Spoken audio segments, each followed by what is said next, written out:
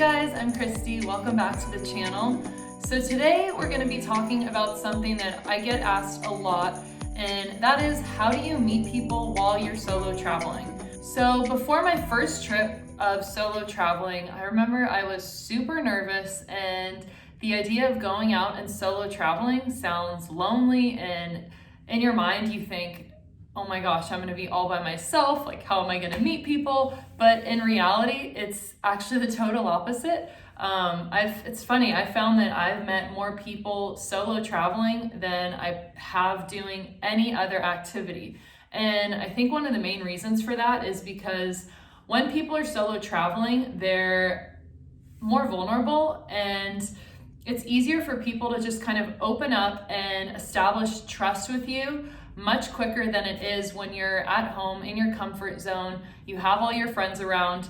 When you're solo traveling, I mean, you're on your own. So basically you're kind of in survival mode, and I think this creates a really cool dynamic for meeting people because people tend to be super open and honest, and yeah, it's a great way to establish super deep, long-lasting friendships super quickly. Okay, so my first tip for how to meet people while solo traveling is don't be afraid to go up to people and start conversations. Don't be afraid to talk to people or ask them how they're doing. I can't tell you how many people I've met in just super random situations, like sitting at a bus stop or being on a train or in a cafe. One of the best ways to start a conversation with someone when you're out traveling is to ask them where they're from, or how's your day going, or how long have you been traveling for? And these questions are usually pretty easy to answer. Usually there's a lot of conversation to follow when you ask people these questions, so it's a great way to break the ice. I remember one time I was taking a bus from Bangkok to Cambodia, and I met one of my friends, Lauren. There were probably only 10 people on the bus, and I remember I just looked over and I saw another girl a few seats away from me, and I just said, hey, I'm Christy, where are you going? How long have you been traveling? Started asking her questions, and we wound up traveling for the next 6 weeks together through Cambodia and the Philippines.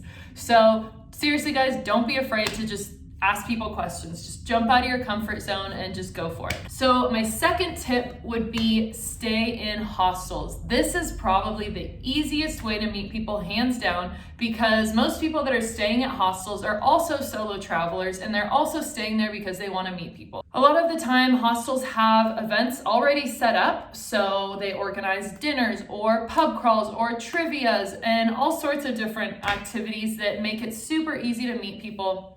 And if they don't organize activities, then simply just go to the lobby or go in your room and just start conversations with people. Okay, so just a secondary tip is, one thing that I found traveling, you're meeting so many different people and it's super hard to remember names. It's much easier to remember nationalities. So my top tip would be, don't ask people's names as an opening question, because chances are, unless you're really good at remembering names, you're gonna forget. So what I usually like to do is just start by asking people where they're from and, getting to know someone. And then usually like sometimes hours or even like at the end of the day, I'll ask, by the way, I never got your name, what is it? And then they'll tell you, and then you're ready for it, and it's much easier to remember than when you ask it as an opening question. Okay, then the third tip that I have is Instagram. So a lot of times when I'm going to a new place, I will just look in the location search part of Instagram. So for instance, if I'm going to Koh Tao, I'll just look up Koh Tao and I'll look at the different posts from Koh Tao over the last couple of days, and then just send messages to people, see if they want to meet up for coffee or meet up for an adventure while you're there. And I've met several people by doing this that I'm still good friends with to this day. So my fourth tip is Facebook groups. There's tons of different Facebook groups that you can join for traveling, such as Solo Female Travel Network, Girls Love Travel, different backpacking communities.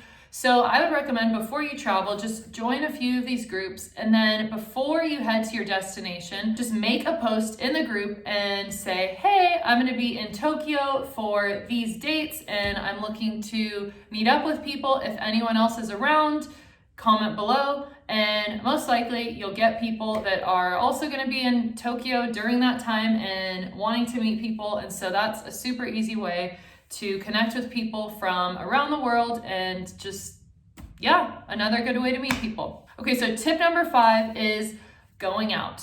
I mean, going out to bars, going on pub crawls. Usually in the evening, if people are drinking a bit, they're more loosened up. And if you're a super shy person, sometimes this is an easier way to meet people.